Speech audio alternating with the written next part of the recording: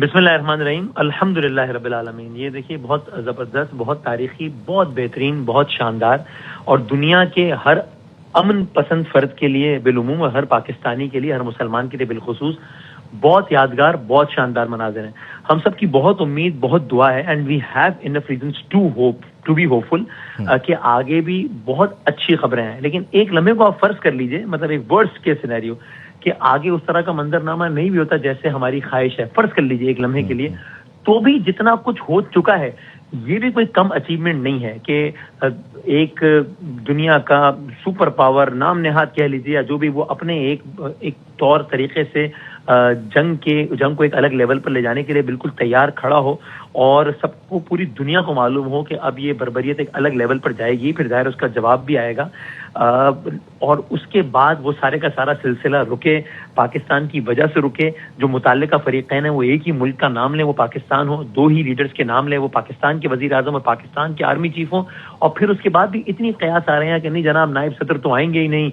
وہ تو سیکیورٹی کا بڑا مسئلہ ہے، وہ اس وقت محو پرواز ہے پاکستان کی جانب، نہیں جی ایران کی جانب سے تو کوئی آئے گا ہی نہیں، بڑا مسئلہ ہو گیا ہے، اور یہ ہم بار بار یہی عرض کر رہے تھے، صرف اپنی خواہش نہیں بلکہ اپنے تجزیے کے طور پر بھی کہہ رہے تھے کہ یہ انشاءاللہ ایران کا وقت بھی ضرور آئے گا، اور الحمدللہ ابھی میں اور آپ اپنی ٹیلی ویژن سکرینز پر یہ سارے مناظر دیکھ رہے ہیں۔ سو پاکستان بلا شبہ اس وقت نہ صرف یہ کہ پاکستان کا دارالحکومت اپنی سفارتی تاریخ کا سب سے بڑا لمحہ دیکھ رہا ہے، بلکہ عصر حاضر کا انسانیت کے لیے اور امن کے لیے سب سے تاریخی لمحات اس وقت اسلام آباد میں رقم ہو رہے ہیں۔ اللہ کرے کہ کل کا دن اچھی خبریں لائیں۔ وی آل انڈرسٹینڈ کہ اتنے کمپلیکس معاملات ہیں کہ ہم بہت اوور سمپلیفائی کر رہے ہوں گے اگر ہم یہ سمجھیں کہ جناب صبح 9 بجے ایک میٹنگ شروع ہوگی، دوپہر 2 بجے پریس کانفرنس کر کے ہو جائے گا، جناب ہم نے سب ختم کر دیا، جناب معاملہ سارے بہتر ہو گئے۔ یہ بہت کمپلیکس چیزیں، اس میں ہو سکتا ہے مد و جزر بھی آئیں، عروج و زوال بھی آئیں، نشیب و فراز بھی آئیں،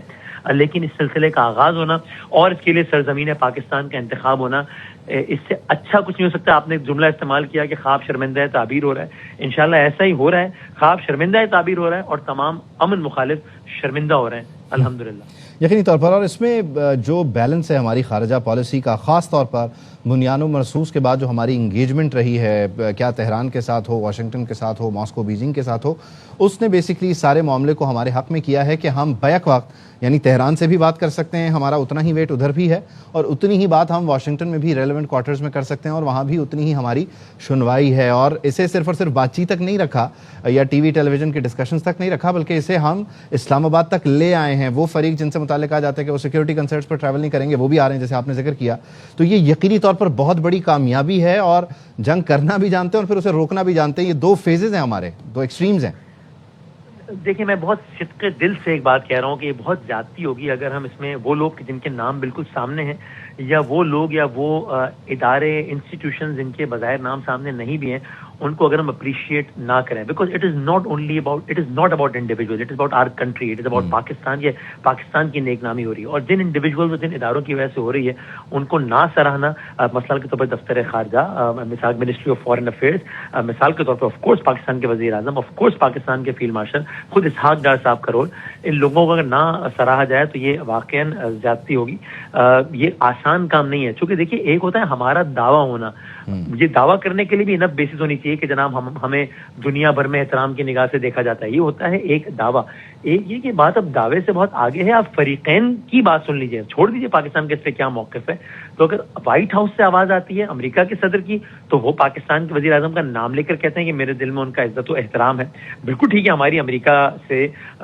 یا ڈونلڈ ٹرمپ کا جو انداز ہے، جو رونت ہے، جو اس سب سے میں اختلاف ہے، ظاہر ہے مجھے ذاتی طور پر اختلاف ہے، لیکن یہ تو فیکٹ ہے نا کہ اس کو پاکستان کے وزیر اعظم کو وہ اچھے الفاظ میں یاد کرتا ہے، قابل اعتماد سمجھتا ہے، تبھی اپنے نائب صدر کو یہاں پر بھیجا ہے۔ اور پھر ایران کی بات کر لیجیے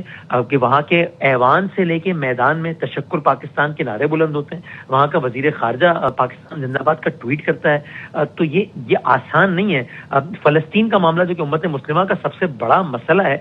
اس پر مت بھولیے کہ ایران کے ہی رہبر معظم شہید خامنہئی صاحب نے ٹویٹ کر کے کہا تھا کہ پاکستان کا فلسطین پر جو موقف ہے اس کو ہم سراہتے ہیں۔ یہ آسان نہیں ہے یہ سب مینج کرنا، الحمدللہ اللہ تعالیٰ نے پاکستان کو اس میں سرخرو کرایا ہے، اور میں تو مطلب یہ واقعاً میں بغیر کسی سی مطلب مجھے نہیں لگتا ہے مبالغہ اگر میں کہوں کہ ہمیں دعا کرنی چاہیے، صدقہ دینا چاہیے، نوافل ادا کرنے چاہیے کہ وطن عزیز کو یہ لمحات میسر ہوئے. میں آپ یہ قیادت ہم آج ہیں کل نہیں ہوں گے، پاکستان یہی ہے اور اللہ کرے کہ اس کی نیک نامی ایسی رہے. اور مجھے لگتا ہے ہمیں تمام تر تفریق سے بالا تر ہو کر ان لمحات پہ اللہ تعالیٰ کا بہت شکر ادا کرنا چاہیے، دعا کرنی چاہیے کہ اللہ تعالیٰ نظر بد سے بچائے.